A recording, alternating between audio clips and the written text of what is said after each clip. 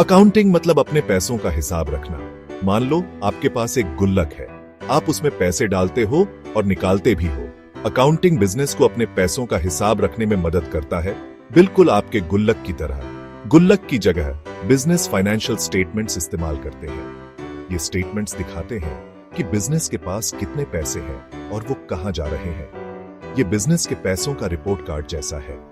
Business को अपने finances समझने की जरूरत होती है और यहीं पर अकाउंटिंग काम आता है। ये फाइनेंशियल ट्रांजैक्शंस को रिकॉर्ड, समराइज और एनालाइज करने का प्रोसेस है। ये इंफॉर्मेशन बिजनेस को बेहतर डिसीजंस लेने में मदद करती है। फाइनेंशियल स्टेटमेंट्स ऐसे रिपोर्ट्स होते हैं जो कंपनी की फाइनेंशियल हेल्थ दिखाते हैं। ये एक स्पेसिफिक टाइम पर बिजनेस के पैसों का स्नैपशॉट जैसे होते हैं। कई तरह के फाइनेंशियल स्टेटमेंट्स होते हैं, लेकिन सबसे common balance sheet, income statement और कैश फ्लो स्टेटमेंट है।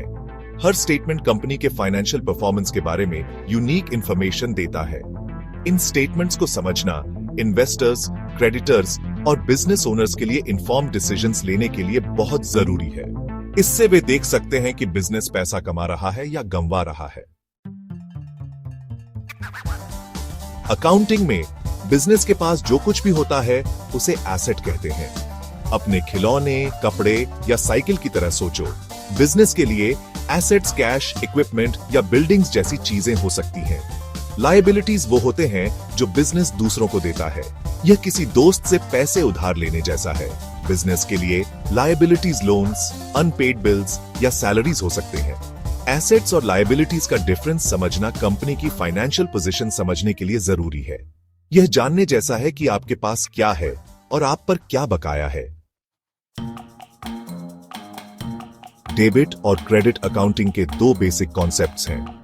ये हर फाइनेंशियल ट्रांजैक्शन के दो पहलू दिखाते हैं। डेबिट का मतलब है किसी एसेट या एक्सपेंस अकाउंट को बढ़ाना या किसी लायबिलिटी या इक्विटी अकाउंट को घटाना।